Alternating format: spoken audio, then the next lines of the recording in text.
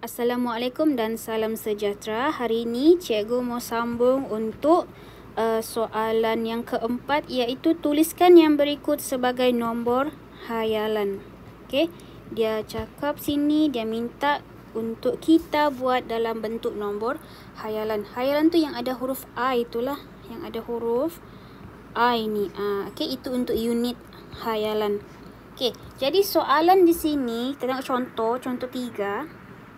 Dia bagi punca kuasa negatif 4, 2/5. Okey. Untuk cara senang, kamu hanya perlu masukkan dalam kalkulator saja. Pastikan kalkulator kamu dalam mod kompleks. Okey.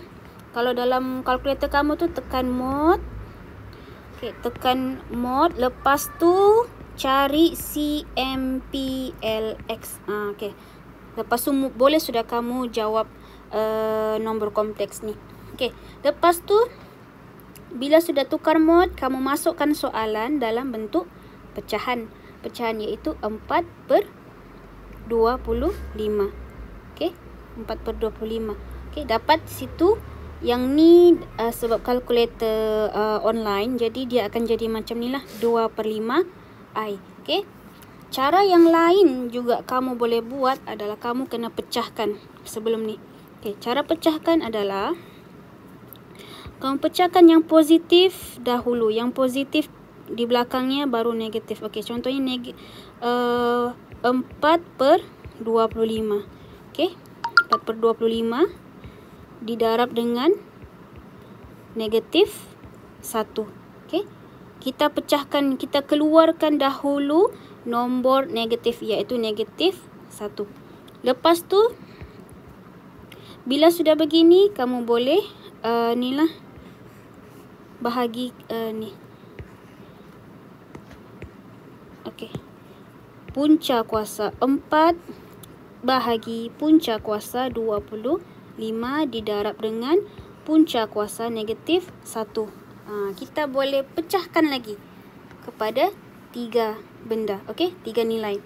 Lepas tu, kalaulah kamu hafal sifir, kamu boleh tahu bahawa punca kuasa 4 adalah nilainya berapa? Nilainya 2. Okey. Dan punca kuasa 25, okey, punca kuasa 25 adalah 5. Okey. Dan seterusnya didarab dengan ni, punca kuasa 2 negatif 1. Negatif 1. Kita tahu bahawa nilai ni adalah sama dengan huruf I. Kena hafal lah. Kena hafal ni. Punca kuasa 2 negatif 1 adalah sama dengan I. Ini punca kuasa 2. Okey, punca kuasa 2. Kalau punca kuasa 3 macam ni. Kalau dia macam ni saja, maknanya dia punca kuasa 2 adalah sama dengan I. Okey, kena hafal. Bila sudah begini, okey, kita tahulah bahawa kita akan darab dengan huruf I. Okey, huruf I ini adalah bermaksud I. Yang ni, okey, I. Jadi kita boleh selesaikan. Jawapannya adalah 2/5 I. Ini kalau manual. Untuk mudah, hanya perlu tekan kalkulator sahaja. Okey, tekan kalkulator. Contohnya soalan A ni. Okey, soalan A ni kita mau jawab. Kita ada kalkulator. Boleh ambil lah kalkulator. Punca kuasa negatif 121/4. Okey, kita akan dapat 11/2 I. 11/2 I. Untuk manual pun boleh kita pecahkan dahulu yang positif. 121/4 didarab dengan negatif 1. Okey, jadi yang ni masuk dalam kalkulator lah. Kita pecahkan 121/4 didarab dengan punca kuasa negatif 1. Okey. Boleh sudah masuk dalam kalkulator. Kalau pada pelajar yang selalu dapat math error, ini pun boleh buat. Jadi kita akan dapat di situ 11/2 didarab dengan huruf I. Jadi jawapannya 11/2 I. Okey. Yang ni masuk dalam kalkulator saja. Yang ni masuk dalam kalkulator. Yang ni kena hafal. Okey.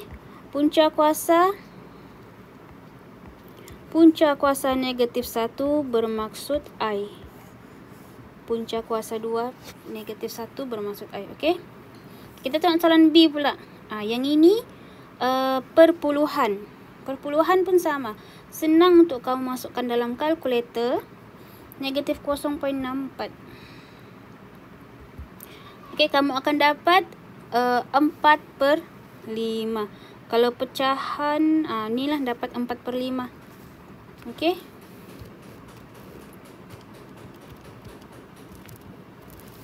Okey, 4/5 ni kalau kamu dalam perpuluhan dia adalah 0.8. Okey.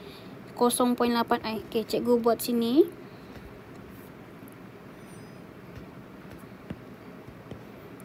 Okey.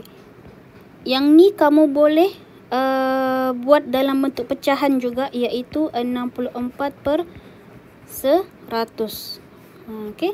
64/100. Yang ni adalah sama saja. Sama saja. Kalau kamu tekan kalkulator pun, kamu akan dapat di sini 0.8i. Okey. Macam mana cikgu dapat 0.8i?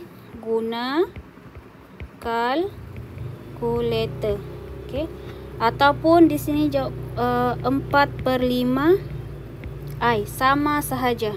Okey. 4/5i ataupun 0.8i. Okey, ini dalam bentuk pecahan. Yang ini dalam bentuk perpuluhan. Okey.